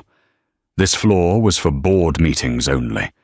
It was quiet, opulent, and smelled of old money and furniture polish. He pushed open the massive oak double doors to the founder's boardroom and stopped dead. The room was full. The entire executive board, all 12 members, were seated. David Morrison, the CEO, was there, looking pale and nervous, not at the head of the table but on the side. At the head of the table, in the high-backed chair that had sat empty for 5 years, was Harrison Hayes. Julian's blood turned to ice water. He had never met Harrison Hayes. He had only seen the oil portrait of him in the lobby. The man in the portrait was smiling. The man at the table was not. "Mr. Vance," Harrison said, his voice quiet but echoing in the cavernous room. "You're late. Take a seat." Julian's legs felt like lead. He fumbled into the only empty chair. It was at the far end of the table, opposite Harrison. He felt like he was being judged from a mile away. "Where is Serafina Croft?" Julian managed to ask. "Ms. Croft is indisposed," Harrison said. "She's with our head of security and our internal audit team. It seems there are some irregularities in her marketing budget. But we'll get to that." Julian's mouth went dry. This was not a promotion. "I have been retired for 5 years," Harrison began, his eyes sweeping the table, landing on every single board member. "I left this firm, Vanguard, in your hands. I trusted you to maintain the culture I built, a culture of integrity, of diligence, and of respect." He steepled his fingers, his icy blue gaze finally landing and staying on Julian. "Instead, I find a culture of bullying, of theft, and of staggering incompetence. Mr. Morrison, you were CEO. How did this happen?" David Morrison looked like he was going to be sick. "Harrison, I had no idea. The internal reports," Harrison cut him off, "were doctored. The profits from Mr. Vance's division, for example, have been exaggerated. His successes, it seems, were not his own." Julian gripped the arms of his chair. "Mr. Hayes, I don't know what you've been told, but my division is the most profitable in the firm. The Henderson call just last week." "Ah, yes. The Henderson call," Harrison said, a thin smile playing on his lips. "The one you brilliantly saved. A call where you miscalculated a client's exposure by 15%, and your secretary had to slide you the answer." Julian was speechless. How do you—" "I know," Harrison said, "because my head of internal review told me. You see, I've had someone on the inside for the last 8 months. Someone I trust implicitly. Someone with a Wharton MBA, a background in forensic accounting, and a vested interest in this company's good name. Harrison nodded to the double doors. You can come in now. The doors opened. In walked Clara Hayes. She was not the Clara he knew. The mousy brown hair was pulled back into a severe, elegant chignon. The drab maternity blouses were gone, replaced by a dark navy blue Armani pantsuit, custom-tailored to accommodate her pregnancy. She wore her power as comfortably as he wore his arrogance. She looked, Julian realized with a jolt of pure terror, exactly like the man at the other end of the table. She was not carrying a box. She was carrying a leather-bound portfolio. Clara, Julian breathed, his voice a dry rasp. The rest of the board was staring, their minds scrambling to connect the dots. That's Ms. Hayes Donovan to you, Mr. Vance, Clara said, her voice clear and cold. She took a seat at the table, to the right of her father. Clara Hayes Donovan, daughter of Harrison Hayes, and as of 8 a.m. this morning, the new Chief Operating Officer of Vanguard Equity Partners. David Morrison lunged forward. Harrison, this is my daughter. David, Harrison snapped. And she is the only person in this room who has done her job. Please, Clara, proceed. Clara opened her portfolio. Good morning, gentlemen.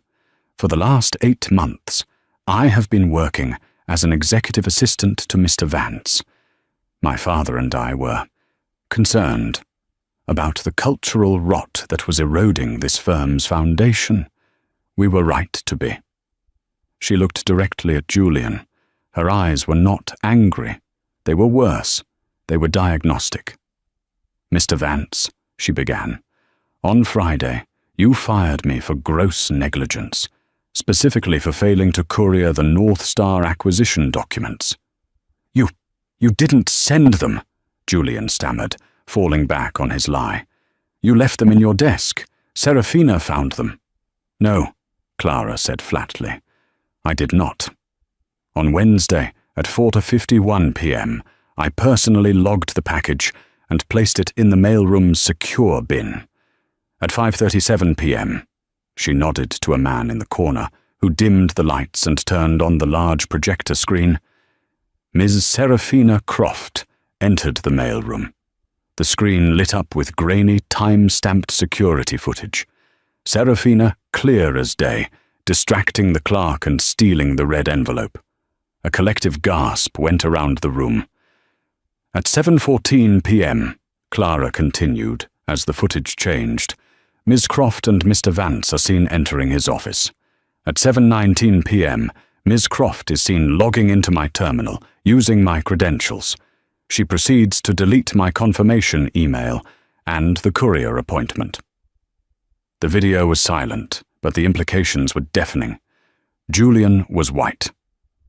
And at 7:21 p.m., Clara said, her voice dropping, Mr. Vance is seen taking the North Star package and placing it inside my desk drawer. The video showed him do it. The board turned as one to stare at him. You, Julian sputtered. You set me up. No, Julian, Clara said. You set yourself up. I was just the secretary.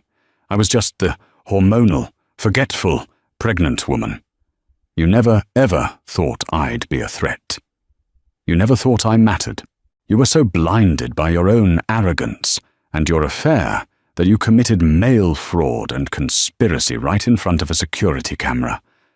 But why? David Morrison asked, his face ashen. Why would you, Julian? Sabotage a $2 billion deal, just to fire a secretary? That, Harrison Hayes said, is the billion-dollar question. Clara looked back at Julian. The look of a cold, satisfied predator was gone from his face. Now it was just the pathetic, sweaty fear of a man trapped. He didn't fire me because he thought I was incompetent, Clara said to the board. He fired me because he was terrified I was competent. She clicked to the next slide.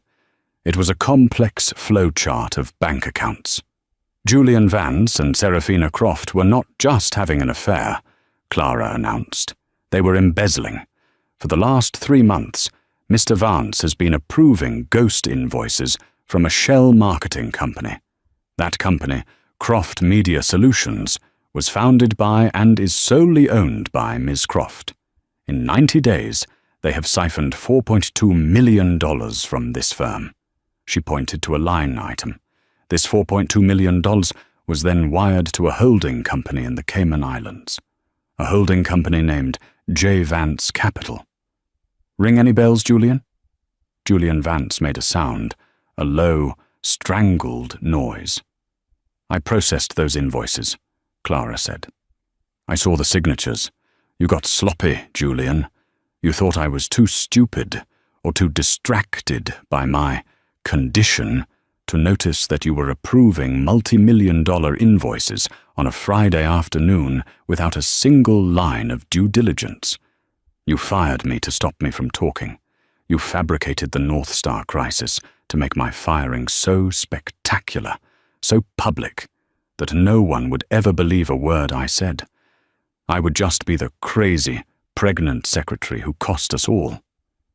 She stood up, slowly, and walked around the table until she was standing directly behind him.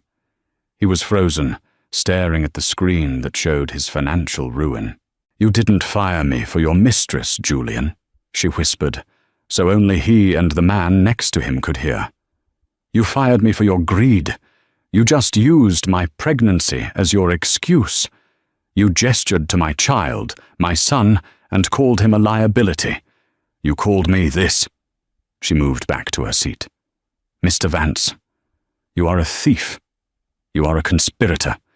And worst of all, you are a fool.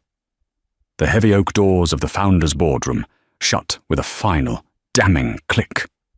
The silence that fell was heavier than the wood. Harrison Hayes's words, report, still hung in the air, a guillotine that had just dropped. Julian Vance, a man who had lived his entire life on a diet of adrenaline and other people's fear, was now a statue of pure, waxy terror. The two detectives, businesslike and unimpressed by the bespoke suit and the 52nd floor view, moved to his chair. Mr. Vance, you are under arrest for conspiracy, wire fraud, and embezzlement, the taller detective said, his voice a monotone that cut through Julian's paralysis. Please stand and place your hands behind your back. Julian finally broke. It wasn't a snap. It was a crumble. No, he whimpered, a sound so pathetic it made the board members physically recoil. No, wait, you don't understand. It was her. It was Serafina. She seduced me. She set this all up. She planted the files. It was her idea. Clara, who had remained standing, let out a sound of pure, unadulterated disgust. Pathetic, she said, her voice clear and carrying. Even now, even with the cuffs literally on their way to your wrists, you cannot take responsibility for a single one of your actions. You blame the woman you were sleeping with. You blame the woman you fired. You are a black hole of a man, Julian. Nothing is ever your fault. As the cold steel clicked shut around his wrists, Julian's terror-fueled denial finally cracked, revealing the raw, venomous hatred beneath. He surged to his feet, a snarling, cornered animal. You, he spat at Clara, his face purple. A secretary. You set me up. This was all you. I did my job, Julian, Clara said, her voice impossibly calm. The one I was hired for, the one you paid me for. You just never bothered to ask what it was. You thought I was there to fetch your coffee. I was there to protect my family's name. Marcus Thorne, a senior partner and Julian's primary ally on the board, finally found his voice. Harrison, this is madness, he sputtered, standing up. Arresting a senior VP in the boardroom, the PR fallout, This is precipitous. We need to handle this internally." Harrison Hayes didn't even turn his head. "Sit down, Marcus," he said, his voice dangerously low. "You're embarrassed because you backed the wrong horse. You're part of the internal problem I'm handling." He nodded to the detectives. "Get him out of my sight." The detectives began to pull Julian toward the door. As he passed Clara, he lunged, his cuffed hands straining. "You'll run this company into the ground, you sentimental bitch. This place needs sharks, and you're just weak." Clara didn't flinch. She stood her ground, forcing the detectives to yank him back. She looked him dead in the eye, her gaze a surgeon's scalpel.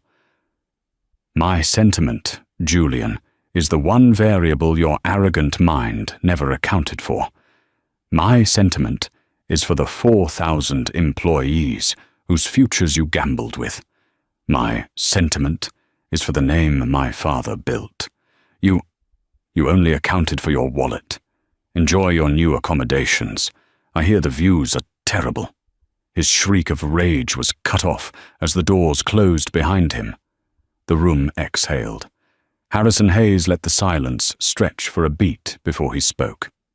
"As for Ms. Croft," he said, "she is in a conference room on the 40th floor with our audit team and her own lawyer.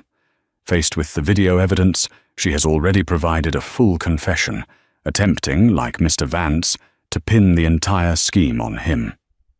It won't work. She will be prosecuted to the fullest extent of the law." He then turned his gaze, which had lost none of its icy fire, on the remaining men. "And now, to the board." His eyes landed on David Morrison. The CEO looked 60 seconds from a heart attack. "David," Harrison said, and the use of his first name was a judgment in itself. "You are a good man. You are a kind man. You are not a leader. You let this infection fester in my company because you were too afraid to ask hard questions. You valued stability over integrity, and in doing so, you nearly cost us both." Morrison stood, his hands shaking. "Harrison, I am so sorry. Clara, Ms. Hayes Donovan, I had no idea. I am terribly, terribly sorry for what he did to you." Clara cut him off, not with malice, but with precision. "David, your job wasn't to have an idea. It was to know. You were the custodian of this firm, and you let the wolves into the nursery. Your apology is noted. Your resignation is accepted. You will leave with your full pension, but you will sign an NDA that ensures you never speak the name Vanguard again." Morrison nodded, utterly broken, and walked out of the room. "Marcus," Harrison said, turning to the last dissenter, "you backed him. You championed his shark mentality. You're out. Clean your desk." "You can't do this," Marcus blustered. "I can," Harrison said. "This entire board is dissolved, effective immediately. It will be reconstituted under the new COO's direction by the end of the day. You can leave on your own, or you can follow Mr. Vance in cuffs for aiding and abetting. Your choice." Marcus Thorne, his face pale, fled the room. Finally they were alone. Just Harrison and Clara in the vast, silent boardroom. The morning sun streamed in, illuminating the dust motes dancing in the air. Harrison let out a breath he seemed to have been holding for 5 years. "Well, Madam Coe," he said, a weary pride in his voice, "your first day has been eventful." Clara walked to the floor-to-ceiling window, looking down at the city 52 floors below. The same view Julian had prized. "He wasn't the only rot, Dad," she said quietly. "He was just the loudest. The culture here. It's broken. It's what you always taught me not to be." Harrison came to stand beside her, putting a hand on her shoulder. "I know," he said, his voice thick with a rare emotion. "I let it get away from me. I was so busy building the machine, I forgot about the people inside it. I was so afraid of being done, of being irrelevant in retirement.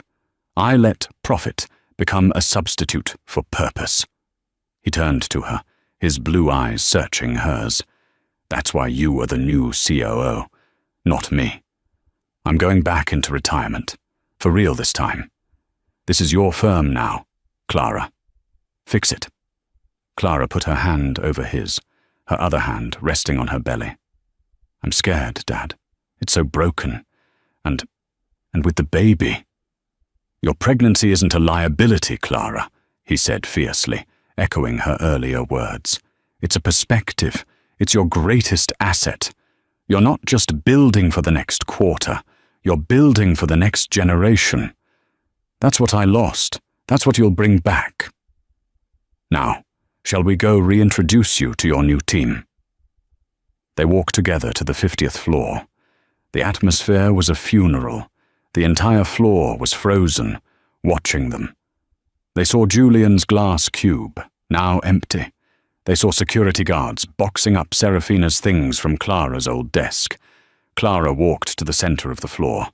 Everyone stared, whispering. "Mary," Clara called out. Mary at her desk looked up, her eyes wide with terror. She thought she was next. She slowly approached. "Clara, Ms. Hayes." "Ms. Hayes, Donovan." Clara smiled, a real, warm smile. "Mary, for 8 months, you were the only person on this floor who showed me genuine kindness. You have more integrity in your fingernail than Mr. Vance had in his entire body. You are my new executive administrator. Your title and your pay will reflect your seniority and your value. We start now." Mary's hands flew to her mouth, and she burst into tears of sheer, unadulterated relief. It was the first crack in the ice. That afternoon, Clara held an all-hands town hall in the firm's main atrium. She stood in front of 500 employees, her father standing off to the side, a proud observer. She used no microphone. Her voice, trained in Wharton lecture halls, carried. "My name is Clara Hayes Donovan," she began. "My father, Harrison Hayes, built this firm. For the last 8 months, you knew me as Clara Hayes. On Friday, many of you watched me get fired, humiliated, and escorted from this building. This morning, you watched Mr. Vance get arrested." A nervous murmur went through the crowd. "The era of Vanguard as a shark tank is over," she declared. "Sharks are lazy, solitary predators. They eat their own. From today, we will be a wolf pack. We are intelligent, we are strategic, we are collaborative, and we protect our own. This will be a place of integrity first. Profit second, because integrity, in the long run, is profit." She laid out her new vision. "The rot stops today.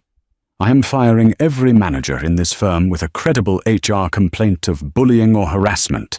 Their positions will be filled from within. And my first act as COO," she paused, her hand going to her stomach, "is to announce the new Vanguard parental leave policy. 6 months, fully paid, for all employees, mothers, fathers, and adoptive parents, because family is not a liability. It is our foundation." A stunned silence. Then, led by Mary, a slow, building wave of applause that became a roar. The next 6 months were a war. The sharks she fired didn't go quietly. Marcus Thorne's allies tried to sue for wrongful termination. Clara countered in person with the meticulous evidence of their complicity and incompetence she had gathered as a secretary. Forbes magazine ran a scathing article titled, "The Heiress's Hobby: Can a Pregnant Idealist Run a Wall Street Firm?" Clara's response was to write a fiery op-ed in the Wall Street Journal, titled, "Yes, She Can, and She's Doing It." It went viral. She was vilified on financial TV as sentimental and naive, then praised by a new generation as a visionary. The firm's best and brightest, who had been suffocating under the old guard, flocked to her. Profits dipped for 1 quarter, then soared, driven by a new, massive, green energy fund she had personally championed. The legal reckoning was absolute. Serafina Croft, faced with the video and her own paper trail, folded completely. She testified against Julian, detailing his greed and his paranoia. She received 2 years in a low-security federal prison. Julian, blinded by his own narcissism, made the fatal mistake of refusing a plea deal. He was convinced he could charm a jury. The trial was a circus.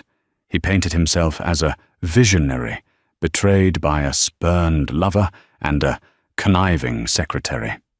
But the prosecution had Clara's meticulous notes, the high-definition security footage, and the bank transfers. The jury convicted him on all counts in under 45 minutes. At his sentencing, the judge, a woman in her 60s, looked down at him with contempt. "Mr. Vance," she said, "you are a man of profound arrogance and a complete lack of character. Your crimes were not of passion, but of a cold, calculated greed. But what the court finds most appalling is your cruel and unusual humiliation of an employee in a vulnerable condition. You used a woman's pregnancy as a weapon. You are, in short, a bully. You are sentenced to 8 years in a state penitentiary." He screamed, a high, thin sound of disbelief as he was led away.